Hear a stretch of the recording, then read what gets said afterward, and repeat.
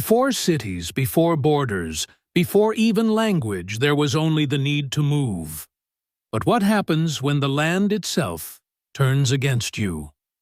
What if the first migration wasn't a choice, but a cry for survival? And what can it teach us about the way we move, trade, and live today? The wind scraped across the ancient basin like a blade across bone. Dried lake beds cracked open under a sun that no longer gave life, only heat, only warning. The ground whispered of what once was cool waters, lush reeds of paradise, now hollowed out. In the center of this brittle world stood a matriarch, tall for her kind, her spine arched not from weakness, but from carrying generations. Her skin was dusted in ochre and ash. Her eyes scanning the empty horizon, not in search of prey, but promise. Around her the clan moved slowly, silent shadows against the dying light. Infants clung to hips. Elders leaned on branches that still remembered rain. Each step was not just movement. It was calculation. It was defiance. It was memory. They had not always walked like this. There had been days of abundance when fruit fell without asking, and water sang from the rocks. But those days had vanished, swallowed by a shifting earth, and skies that forgot to weep. Now they followed the birds. High above, a formation of storks broke the sky, in a V gliding toward some distant wetness the clan could only imagine. The matriarch had noticed them days ago. She had watched how they returned each year, less frequent, now fewer in number. But they still knew something, and she had decided where the birds go, life might wait. No words were spoken. The message passed from her gaze to the limbs of the hunters, to the cautious footfalls of mothers, to the quiet resolve of the young. A migration had begun, not with ceremony, but with silence. Not with destination, but with direction. They climbed a ridge that once overlooked rivers, now only valleys of dust. One child paused, tugged at his mother's thigh, pointing to a bone buried halfway in sediment, a femur longer than any among them. The mother did not stop. She pulled him forward. Curiosity was a luxury now. The past was dangerous. As the sun dipped low, casting blood across the sky, a warning trembled through the herd of nearby gazelle ears, twitching, heads raised. The matriarch halted. Her hand rose, fingers splayed not to hush, but to sense. A scent on the air. Faint, burnt. Not fire, not predator. Something else.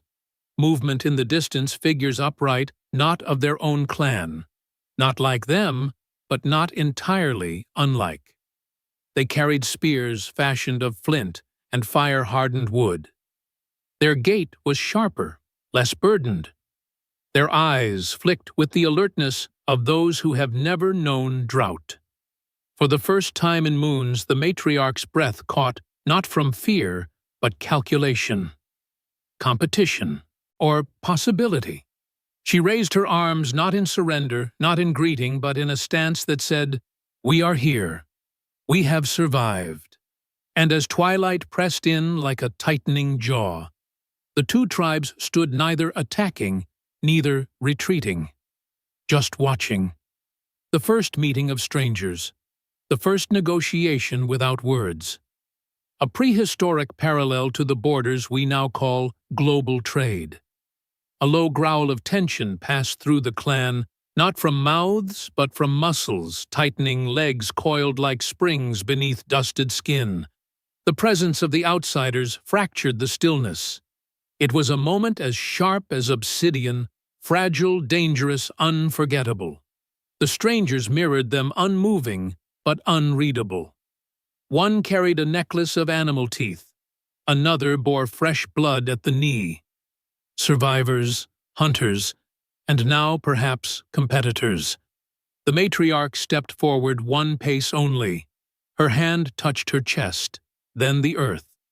A gesture older than language. We belong here too. The opposing leader tilted his head as if hearing something far off. Then he turned slowly, not with weakness but with control, and began to walk along the edge of the ridge, his group following. Not retreating, but circling, testing, watching.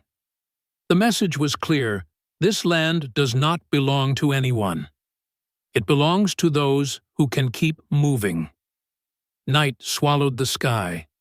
A fire was built with trembling urgency, not for warmth, but for protection.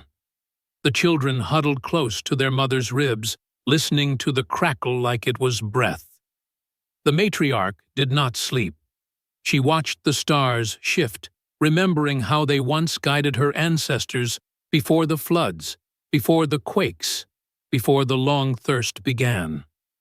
By dawn, the tribe moved again.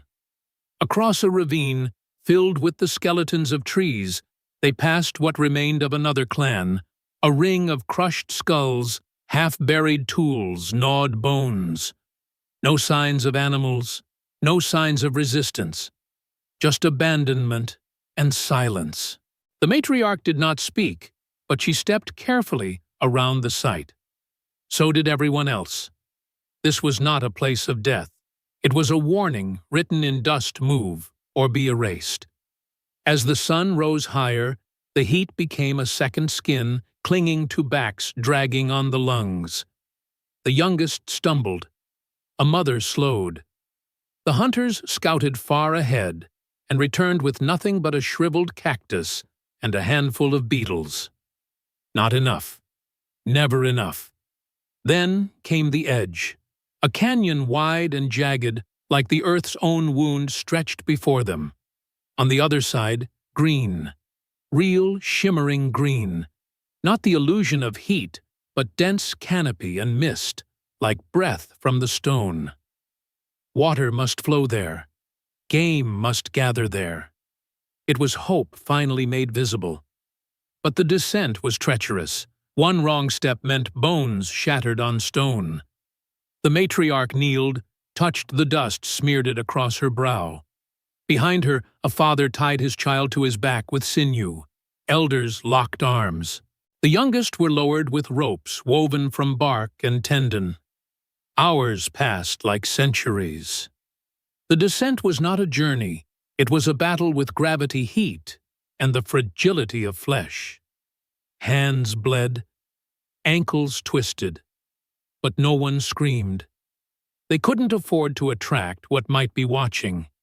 At the base of the canyon, shadows moved not from trees but from watchers. The strangers again. They had circled faster, reached the water first. Their fires were already lit. The matriarch's eyes narrowed. Again, the unspoken question: do we share this world, or do we fight for it? She did not answer. Instead, she walked forward. She walked as one who no longer feared the weight of history. The clan followed not out of obedience, but shared conviction. Every footstep pressed into the damp soil like a declaration: we are still here. The trees opened around them, giant ferns brushing skin still sore from the canyon walls. Sounds returned. Birds shrieked. Insects hissed. Frogs announced themselves like kings. But beneath the canopy's breath, something colder pulsed human presence. The other tribe stood in a semicircle near a trickling stream barely wider than a finger. Their fire smoked high, signaling dominance. A line of fish dried over the flames.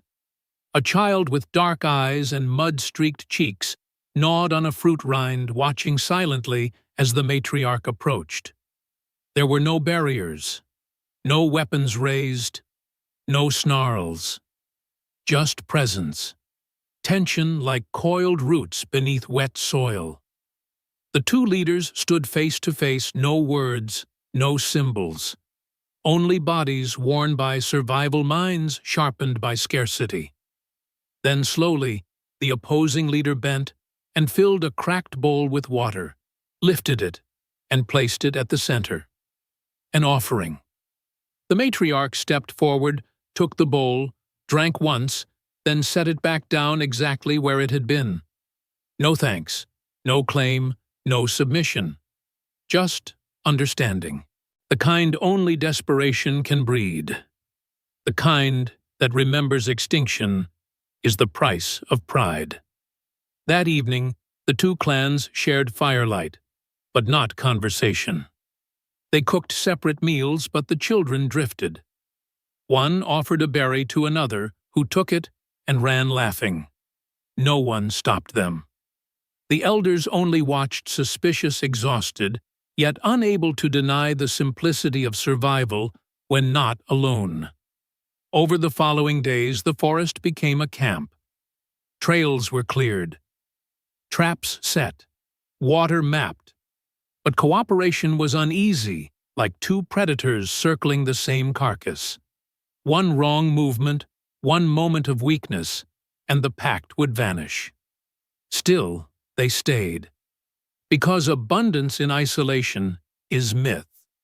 Because the forest didn't care who arrived first, it only responded to those who endured. And far above them, unseen by any birds, changed course.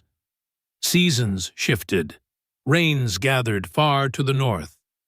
Somewhere beyond that forest, another drought was already beginning. Another clan still unaware would soon rise and walk. And so the cycle would repeat. Millions of years later, highways would crisscross this land. Borders would rise. Goods would flow between countries like blood in a vein. Trade migration territory terms dressed in modern clothing but born from ancient hunger. The urge to move. The need to survive. The choice to fight or adapt. But before globalization, before empires, before economy, there was this, a drink of water between strangers. A silence more powerful than words. A migration written not in policy but in footfall and firelight. And in the mud near the stream's edge, two small handprints remained side by side before the rains came and washed them into memory.